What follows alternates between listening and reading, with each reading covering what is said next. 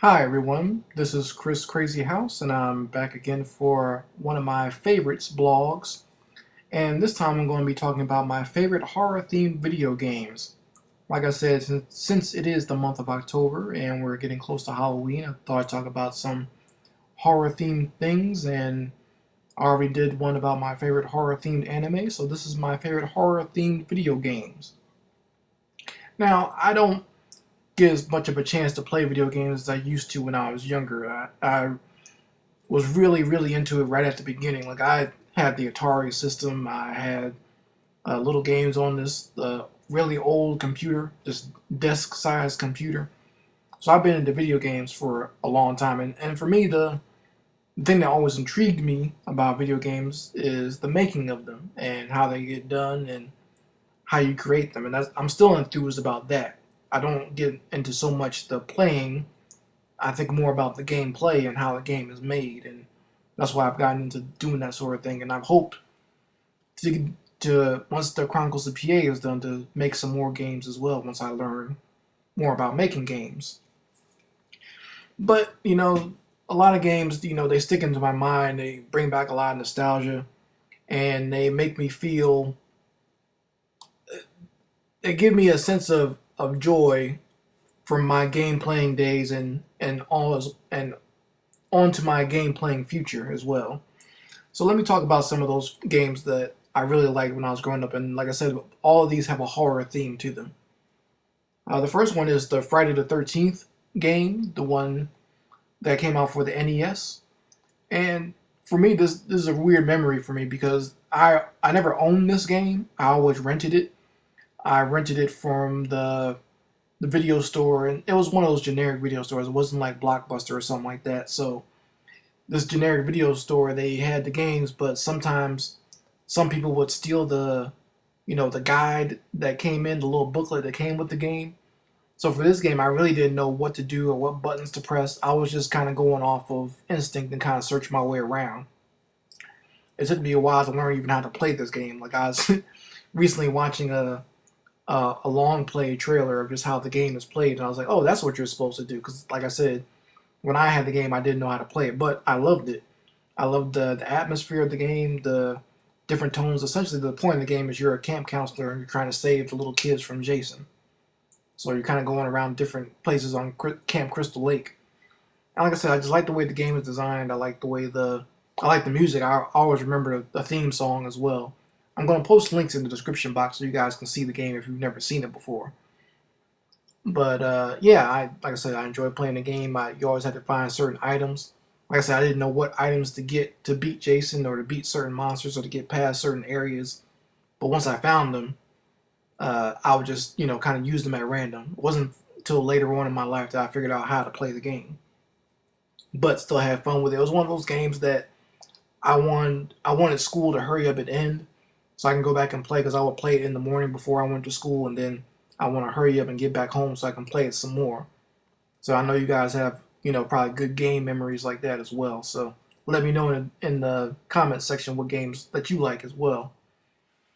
Uh, Number 4 on my list is a game called Splatter, and this one came out for a TurboGrafx 16. Now, what hooked me onto this game was the marketing, and I never owned a TurboGrafx 16. I always went over to a friend's house to play it, but the marketing is what really hooked me on to this game because, as everyone knows, I'm a big comic book fan, and they used to advertise uh, this game in comic books all the time, and it had like a splash page. It had its own comic strip, like a splash page comic strip ad that they used to put in comics. And I just like the story of the young couple going into the haunted house.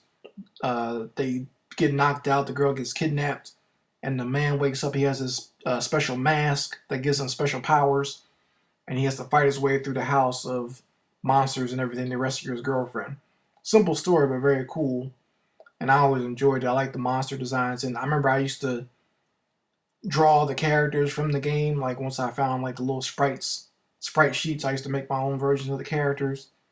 Uh, I had the strategy guide for it. Even like I said, I never owned a TurboGrafx 16, and I never owned the game itself. But I always went to someone else's house to play it. And I just always loved the game.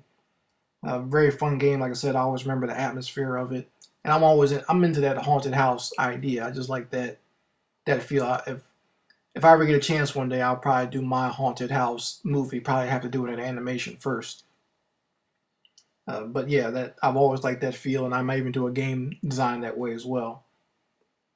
Let's see. Number three on my list would have to be Castlevania, and I'm gonna stick to two specific games because the Castlevania series is very long, and we know all about it.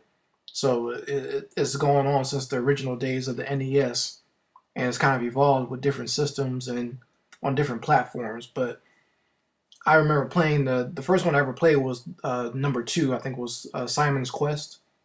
That was the very first one I played, and then later on, when I really got into Castlevania, was Castlevania 4, which was technically called Super Castlevania, which came on the Super Nintendo. And this was one of my favorite games to play. Like this one and uh, the Contra game that came out for Super Nintendo, the Alien Wars, were my two favorite games for Super Nintendo. And even after you beat them, they have really good replay value. Like I remember just sitting at nighttime sometimes after school was done, or just like the weekend was coming up, I would just kind of pop in Castlevania and just play like all night and kind of go through the different levels and kind of maybe try to find new things or just pay attention to certain things. It had that really cool level where the background wall was rotating. Actually, the first time I played that level, I remember it actually made me sick. And they had those levels where the walls would rotate around and you had to like hold on with your whip chain. Very cool game. I love the graphics in the game. Hopefully one day that I'll get to, once I learn more about the actual programming side of games, I will actually design a game like that because I just like that whole 2D side scroller, but also open world, kind of like Metroid and Castlevania. I think they've combined the names to Metroidvania or something like that. So I would love to design a game like that one day just for fun and to sell as well. Of course, I will make it interesting enough so guys will want to buy it. But yeah, I always loved that game, and like I said, great memories sitting up late at night playing it. I remember one night having kind of like a 2-for-1 where I played that game and then watched Vampire Hunter D. So they kind of went together with the Vampire Hunter and Vampire Hunter D. And I do like the Lord of Shadows that came out later on, but for PlayStation. But this one was my favorite, the Castlevania 4. Let's see what else is on my list here. Number two on my list is one that everyone knows, and that is Resident Evil. And I'm talking about the original one because the original one has such a big impact on me. And I like the remake as well. They made a remake later on for the other PlayStations that I played, and just great. They redid the graphics. They redid a little bit to kind of embellish the story a little bit more, since you already kind of know what happens, but they kind of add a little bit more from the other games as well. But it helped embellish the story. Like I said, they redid the graphics, and I'm a little sorry that they redid the voices because for me, the original, what made the game so fun and funny was the voices were so ridiculous. Like, what is it, man? Like, you guys remember those terrible voices that used to happen on the original Resident Evil. And Jill, can you go? And Jill, since you are the master of unlocking, you take the key. Like, it was just like a hokey, corny horror movie, haunted house movie, but just lots and lots of fun. I remember it was probably one of the last games I remember growing up with, because this was during the PlayStation era, and this is where the internet started coming in, and this is where time started changing as far as like getting information on games. This was the last game that I played where I would kind of compare notes with friends, because this is how we got information on how to beat games or how to go or which way to go in games. It was comparing notes with your friends or with other people that you knew that played the game. It wasn't we couldn't just go online and find a strategy guide. Or maybe once in a while the magazines would release a strategy guide of how to beat the game or where to go. But yeah, for us, this was like the last game I remember, like going to school each day, like talking to my friends, like, okay, which level did you get to? Did you get to this yet? Did you see the surprise? Or sometimes, and this is one of those games, we would kind of save surprises for each other, like, yeah, wait till you get here, it's going to be a surprise. Like, we wouldn't tell each other exactly what it is, but we'd say just wait for that. And those scenes with like the hunters and the tyrant and everything else and the shark level, it was just great stuff, and just zombies coming out of every which way. I'm a big zombie fan even before the zombie craze started. So seeing this is like one of the first games I love with that had zombies in it. That was just like zombies that you would see in like a Romero film. Just lots and lots of fun. I'm not a fan of the movies, and I'm not a big fan of some of the other games, but this Originals was really good, and I really enjoyed the hell out of it playing it. Lots of great memories. Like I said, this was like one of the last, for me, this was one of the last communal games where, like I said, you would kind of talk to other people and kind of find out where to go and what to do. Now, finally, to number one on my favorite horror-themed video game list, and that is Doom 2. Now, this one was one that was not on a console. It was on, I only had it for the PC, and I had just gotten a PC computer, and I was learning how to do different things. I was learning how to draw on the computer, learning how to type, play chess, program a little bit of HTML, just simple stuff. But I got this game, and it was funny because when I got it for Christmas, but I couldn't figure out how to work the CD drive. It took me a while to figure out how to work the CD drive. I didn't know you had to put it in before the computer booted up, and the computer would boot up the CD for you. I thought you had to do something else, but that's a whole different story. That was way back when we didn't have the great operating systems that we have today. That was on like Windows 95, like when that first came out. So playing Doom, man, I just have lots of fun. Like I said, I know all the music from Doom. It rings in my head. I know all the sound effects from the different creatures when you shoot them. I just love the game. I mean, you're a Marine, a Space Marine stuck on Mars, and there's a gateway to hell, and you got to fight all these different monsters. Just great design for the game, open world design, lots of great secrets that you have to find. That was the hardest part of Doom. It wasn't even fighting the monsters. It was trying to find which way to go and finding the different secret entrance ways and the doorways that you had to find. There's always 3 keys that you had to find to open certain doors to get through the level. If you wanted to be a badass at the game, you had to get 100% kills on each level, and even that was hard sometimes because there'd be enemies hidden somewhere that weren't obviously able to find. You had to kind of unlock a door, or sometimes the key wouldn't open the door in front of you, but it would open the door somewhere else on the level, and you had to kind of go back and see which way to go. But I mean, I remember spending a whole summer playing Doom. Like I would,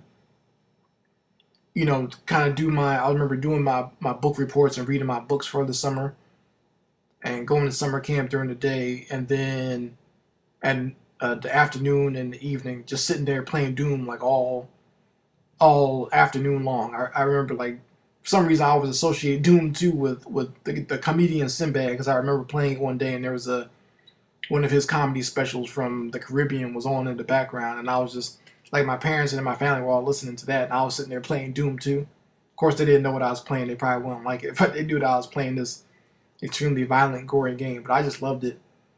And like I said, it's one of my favorite games. And I cheated a little bit because I had the code to replenish to give you all the different ammo for the different guns, and also to replenish your health.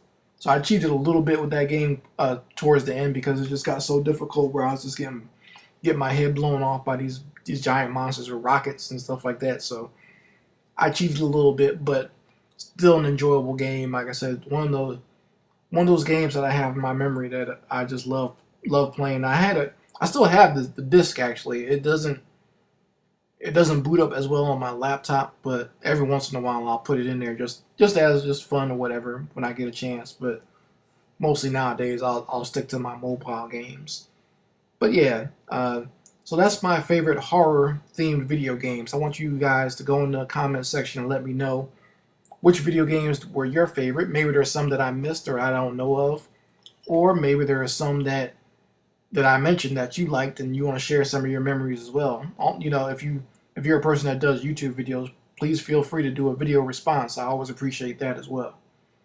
This character is the NAGA King, and I've done the artwork for this one, the NAGA King, and for the other video that I did about the horror anime, the Kishi. You can buy them both on DeviantArt. I post a link in the description box as always, and you guys can go buy the artwork if you like.